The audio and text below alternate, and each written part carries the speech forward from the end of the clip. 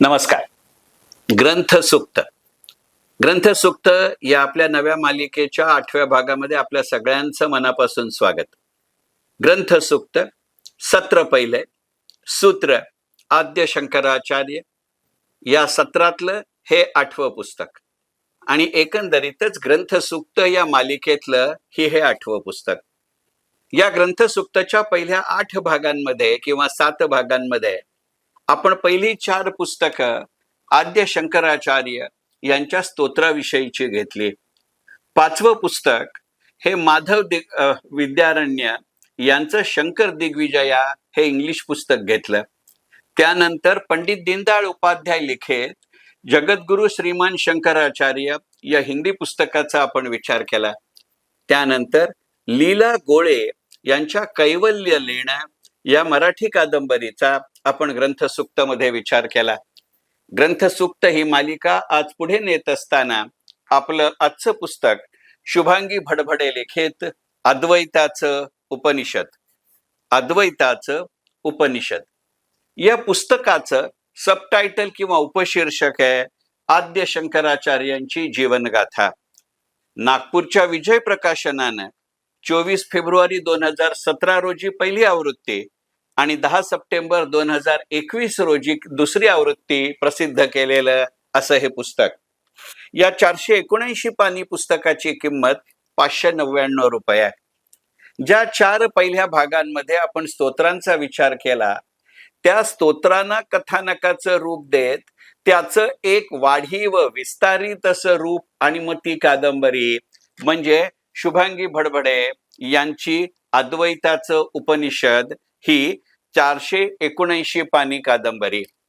ऐवज घसघशीत, भाषा घसघशीत आणि एकंदरीतच बऱ्याचशा स्तोत्रांचे, कारण मुळात मी म्हटलं तसं की आद्य शंकराचार्यांनी नेमकी किती स्तोत्र लिहिली, नेमकी कोणती सूत्र सांगितली, ती नेमक्या कोणत्या काळामध्ये जन्माला आले, ते नेमक्या कोणत्या मार्गाने भारत भ्रमण केलं याची विश्वासार्ह माहिती उपलब्ध नाही असं माधव विद्यारण्यांसारख्याही जुन्या जाणत्या लेखकानं जे गेल्या शतकामध्ये मूळ दक्षिणात्य भाषेत पुस्तक प्रकाशित झालं तर तिथेच अत्यंत स्पष्टपणाने सांगितलंय. आणि त्यामुळे काही ठिकाणी असं म्हटलं जातं की आद्य शंकराचार्यांनी 111हून जास्त स्तोत्र लिहिली. काही ठिकाणी असं म्हटलं जातं की सुमारे 80च्या आसपास आद्य शंकराचार्यांनी स्तोत्र लिहिली आणि नंतरची स्तोत्र ही शंकराचार्यांच्या मठाशी संबंधित त्यांच्या शिष्यांनी उत्तराधिकाऱ्यांनी लिहिली आणि शंकर नावाची इतरही काही मंडळी होती आणि तशीही शंकराचार्यांनी त्यांच्या हयातीतच जाहीर केलं होतं की प्रत्येक वेळेला जो मठाधिपती होईल त्याला शंकराचार्य म्हटलं जाईल. आणि त्यामुळे संपूर्ण 111 असं नव्हे पण काही निवडक स्तोत्र त्यांची जन्मकथा, त्यांची अर्थकथा आणि यांना एकत्रित समावेश करणार, त्याला एका मोठ्या वेष्टनामध्ये गुंडाळणार, चांगल्या पद्धतीनं आच्छादित करणार कथानक म्हणजे शुभांगी भडभडे यांचं अद्वैताचं उपनिषद ही कहाणी.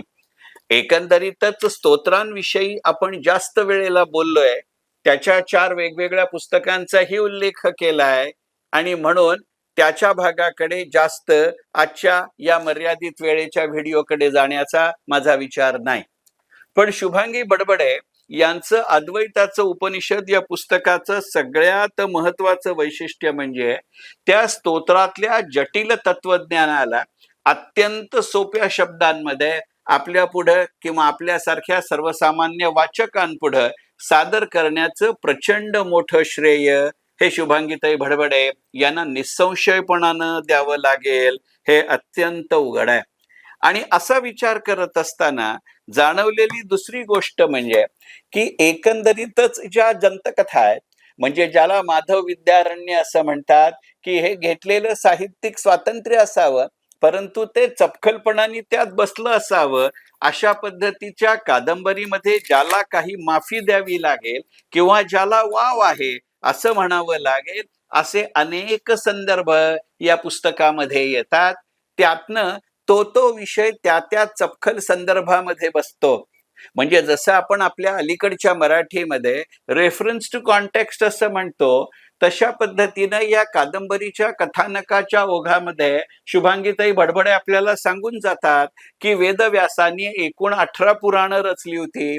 त्या 18 पुराणांची नावं ब्रह्मपुराण, पद्मपुराण, विष्णू पुराण, श्रीमद भागवत, मार्कंडेय पुराण, वराह पुराण, अग्निपुराण, भविष्य पुराण, वैवर्त पुराण, स्कंद पुराण, लिंग पुराण, वामन पुराण, शिवपुराण, नारदीय पुराण, मत्स्य पुराण, गरुड पुराण आणि ब्रह्मांड पुराण अशी आहेत.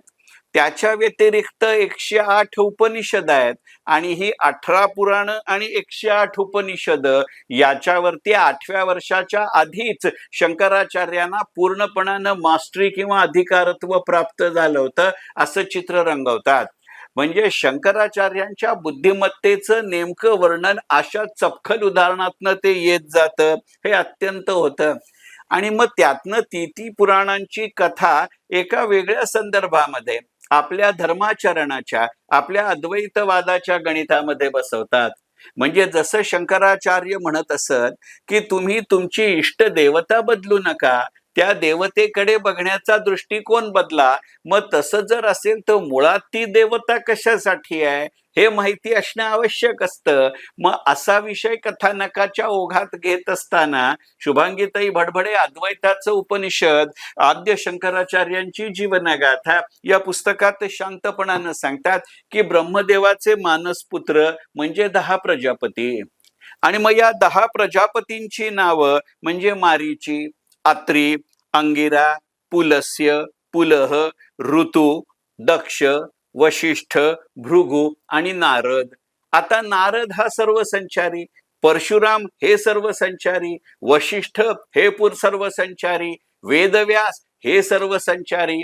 मग या कथानकाच्या ओघामध्ये भगवान परशुराम आणि आद्य शंकराचार्य यांची भेट झाली का, किंवा या पद्धतीनं त्यांना दर्शन दिलं का? परशुराम आणि विश्वामित्र यांच्या भेटीचा संदर्भ त्या परशुरामाचं कथानक सांगताना शंकराचार्यांना आठवलं का? अशा वेगवेगळ्या पद्धतीनं त्या काळाच्या खूप आधीच्या काळाचा संदर्भ देणार आणि कादंबरीला साजेस अशा स्वरूपाचं आदरणीय आकर्षण म्हणजे शुभांगी भडभडे यांचं अद्वैताचं उपनिषद हे गणित.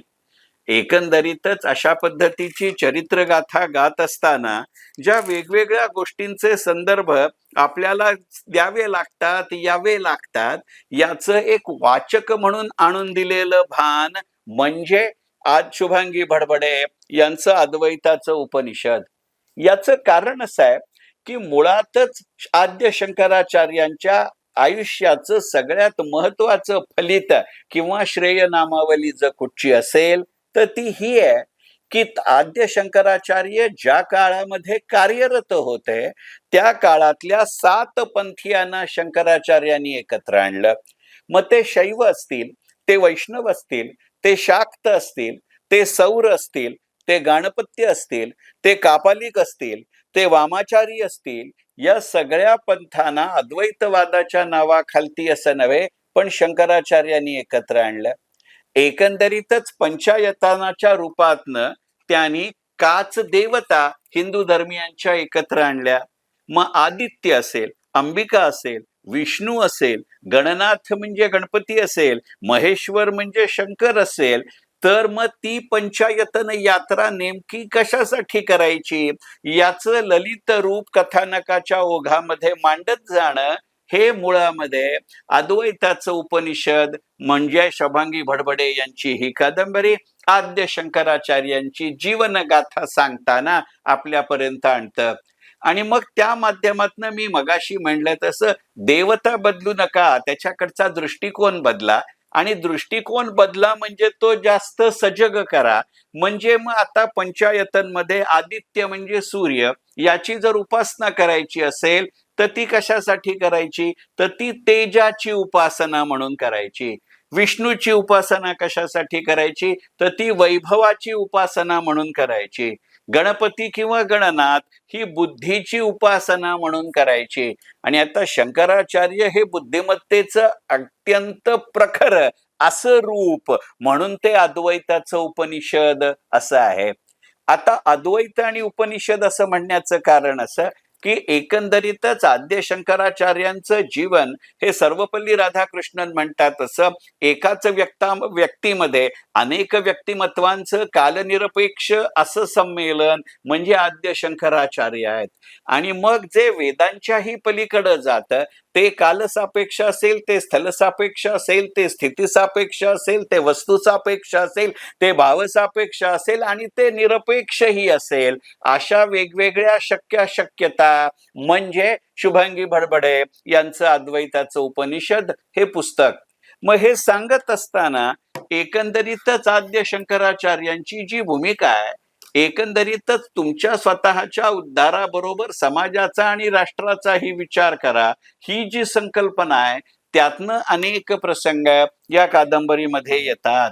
आपलं धन, आपलं धाम म्हणजे घर, आपली धरणी म्हणजे जागा, पृथ्वी, भूगोल, आपला धर्म यांच्या रक्षणासाठी समाजानं आणि राष्ट्रानं संघटित होणं हाही त्या अद्वैतवादाचा एक भाग आहे. आणि ती त्या काळाची गरज असेल का याचा विचार केला पाहिजे. आणि मग हे वाचत असताना एक वेगळा संकेत ललित साहित्य म्हणून आपल्या मनामध्ये ही कादंबरी सूचित करते. याचा स्पष्ट उल्लेख अद्वैताचा उपनिषद या शुभांगी भडभडे यांच्या पुस्तकामध्ये येत नाही. पण ही कादंबरी वाचून पूर्ण झाल्यानंतर आपल्या मनामध्ये एक विचार येतो की आद्य शंकराचार्यांच्या कार्याचा सगळ्यात मोठा प्रभाव असलेला भूगोल म्हणजे केरळ, असा मोठा प्रभाव असलेला केरळ खालोखालचा भूभाग म्हणजे काश्मीर, आणि केरळ आणि काश्मीर याच्या बरोबरीने आद्य शंकराचार्यांचा प्रभाव असलेला, प्रसार असलेला, प्रचार असलेला, प्रस्थान असलेला भाग म्हणजे नेपाळ. काय योगायोग आहे की आद्य शंकराचार्य हे हिंदुत्वाचे प्रणेते मानले जातात. या 3 भूगोलामध्ये आद्य शंकराचार्यांच्या काळामध्ये हिंदुत्वाचा प्रभाव होता, पण नंतरच्या राजकीय उलथापालथीमध्ये केरळमध्ये हिंदुत्वाचा प्रभाव राहिला नाही, काश्मीरमध्ये हिंदुत्वाचा प्रभाव राहिला नाही आणि नेपाळमध्येही हिंदुत्वाचा प्रभाव राहिला नाही. हा अद्वैतवादाच्या पलीकडचे शंकराचार्य सांगण्याचा प्रयत्न कुठेतरी सूचकतेनं करणारं पुस्तक म्हणजे अद्वैताचं उपनिषद. पण हे म्हणत असताना हे लक्षात घेतलं पाहिजे की या पुस्तकाची पहिली आवृत्ती 2017 साली प्रकाशित झाली आहे. आज आपण 2026 साली या पुस्तकाचा विचार करतोय आणि मुळात ही कादंबरी आहे, हा राजकीय दस्तऐवज नाही.